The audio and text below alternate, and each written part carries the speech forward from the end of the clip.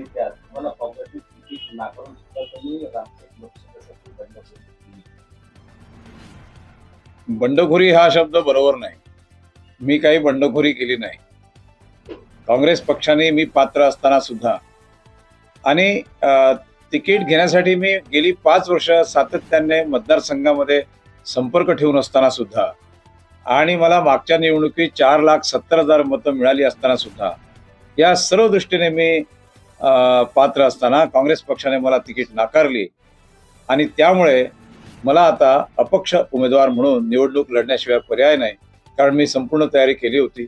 गेली 5 वर्ष मी ही तयारी करत आहे आणि आता मला या निवडणुकीमध्ये सहभाग घेतल्याशिवाय पर्याय नाही. त्यामुळे अगदी लोकांच्या ताकदीवर मी ही निवडणूक लढण्यास तयार आहे. तुम्ही काँग्रेसच्या प्राथमिक सदस्याचा राजीनामा दिलेला आहे का? मी काँग्रेस पक्षाच्या प्राथमिक सदस्यत्वाचा राजीनामा दिला नाही. आता मी अपक्ष म्हणून नामांकन पत्र भरलं आहे हे खरं आहे आणि मी अजूनही काँग्रेस पक्षाचा सदस्य आहे हेही खरं आहे. परंतु जर काँग्रेस पक्षाला असं वाटत असेल की मी काही गुन्हा केला आहे किंवा मी काही बेकायदेशीर काही काम केलं आहे तर त्यांनी माझ्या विरुद्ध कारवाई करावी. ते कारवाई करण्यास स्वतंत्र आहेत आणि जी काही कारवाई होईल ती फेस करण्यास मी तयार आहे. यापूर्वी काँग्रेसने तुम्हाला रामटेकमधनं उमेदवारी दिली होती. असं असताना तुम्ही परत का मागितली? वरिष्ठांचं असं म्हणतात की तुमची कामगिरी व्यवस्थित नाही. माझी कामगिरी व्यवस्थित नाही असं जर कोणी म्हणत असेल तर त्यांना ग्राउंड लेवलला काय सुरू आहे, जमिनी स्तरावर काय सुरू आहे याची त्यांना कल्पना नाही. मी काँग्रेस पक्ष जॉईन झाल्यानंतर, काँग्रेस पक्ष म्हणजे जॉईन केल्यानंतर मला 1 वर्षातच लोकसभेची निवडणूक म्हणजे लोकसभेची तिकीट देण्यात आली आणि त्यानंतर केवळ 10 दिवस शिल्लक होते आणि या 10 दिवसामध्ये आम्ही प्रचंड मेहनत घेतली आणि काँग्रेस पक्षाच्या सर्व पदाधिकाऱ्यांच्या सोबत रामटेक लोकसभा मतदारसंघाचा दौरा करून आम्ही 4,70,000 मतं मिळवली. ही महाराष्ट्रातल्या सर्वाधिक मते घेणाऱ्या काही निवडक उमेदवारापैकी एक होय आणि म्हणून त्यावेळेसचा जो प्रकार होता तो अतिशय म्हणजे त्यावेळेस जी निवडणूक झाली त्याच्यामध्ये आपण केलेली कामगिरी ही अतिशय कौतुकास्पद होती. त्यानंतर ज्या ज्या निवडणुका झाल्या त्याच्यामध्ये जिल्हा परिषदेच्या निवडणुका झाल्या, शिक्षक मतदारसंघाची, पदवीधर मतदारसंघाची, या सर्व निवडणुकांमध्ये काँग्रेसची सरशी झाली.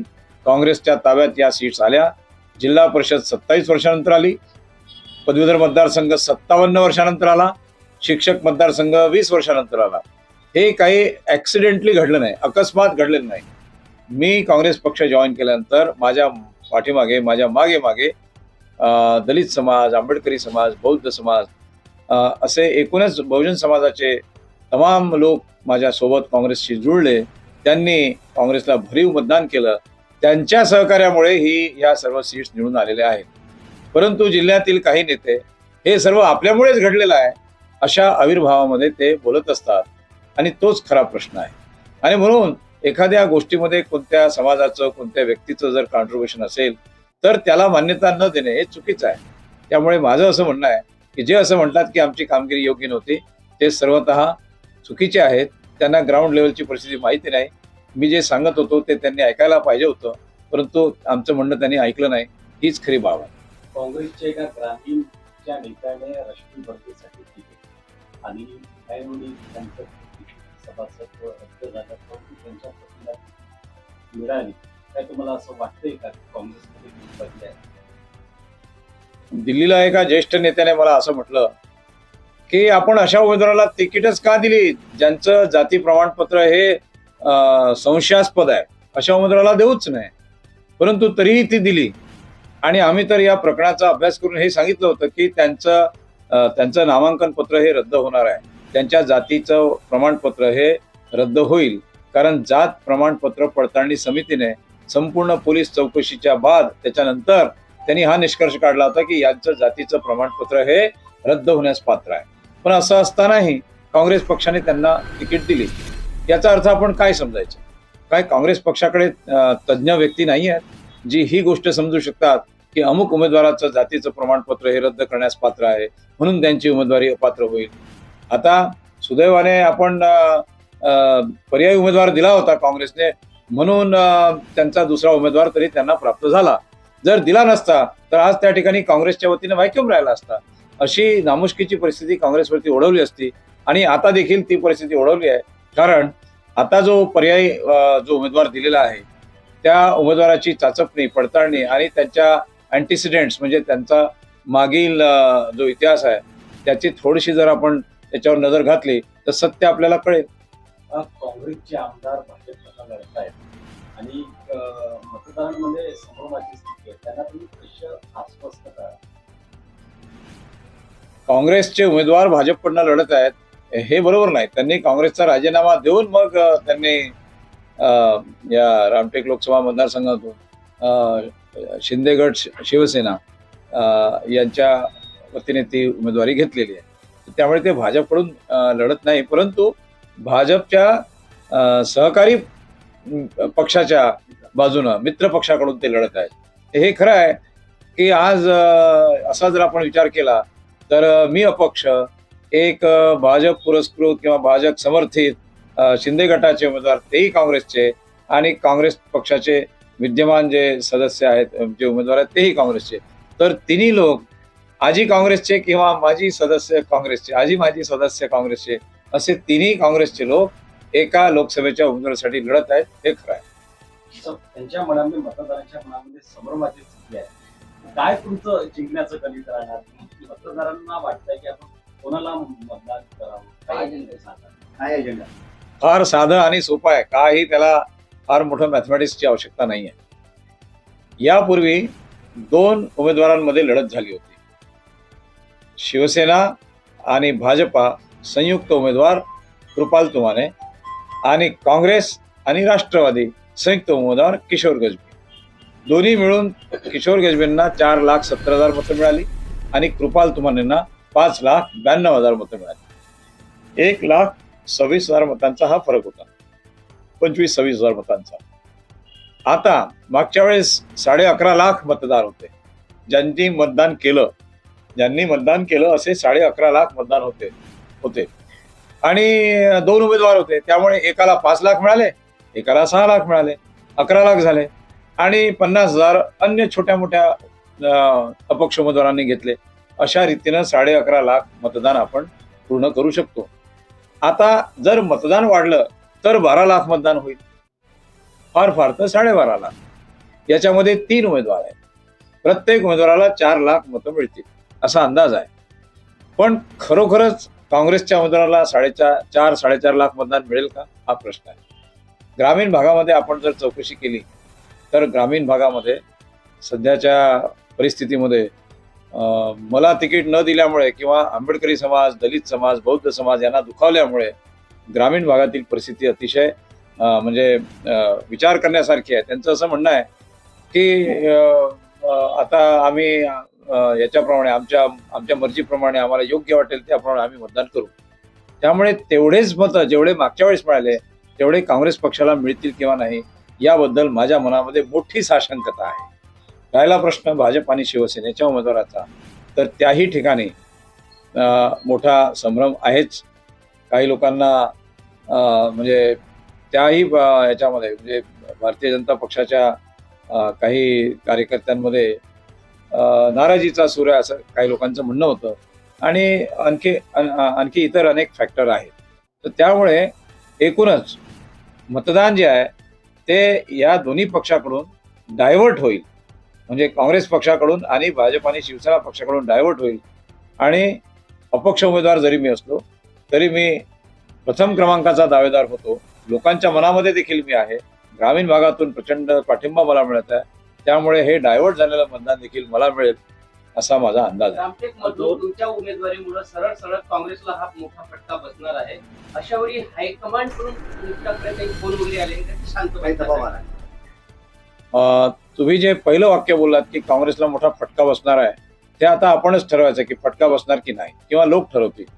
परंतु माझ्याकडे हायकमांड कडून कोणीही विचारणा केली नाही किंवा कोणीही माझ्याशी बोललं नाही.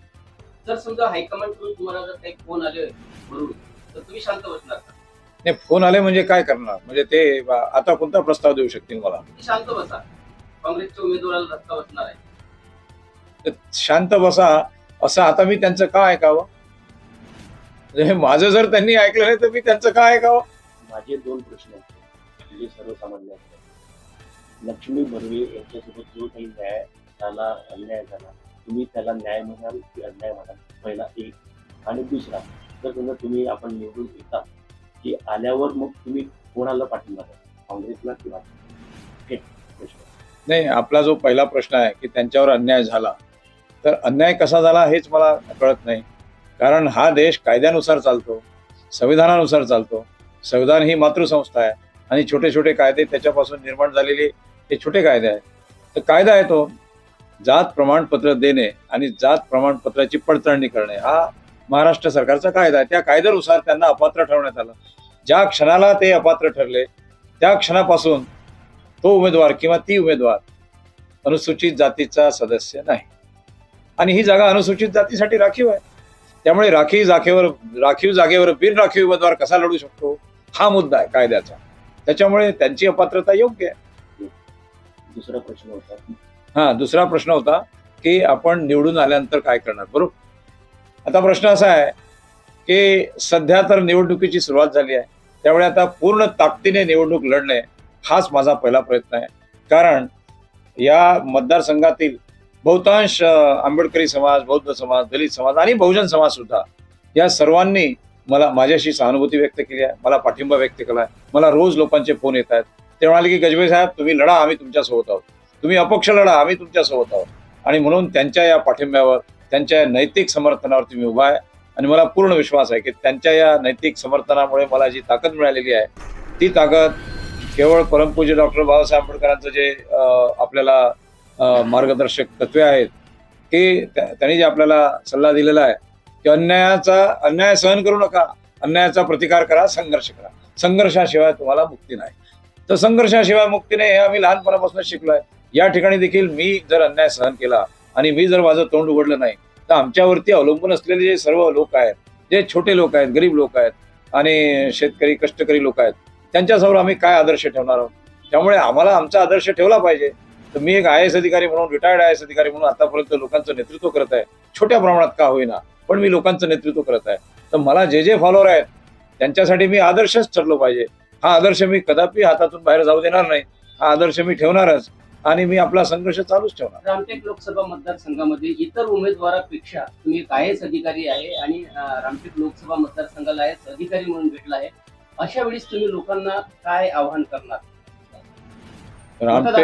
रामटेक लोकसभा मतदारसंघातील जे मतदार आहेत त्या सर्व मतदारांना माझे केवळ 2च मुद्दे आहेत सांगायचे.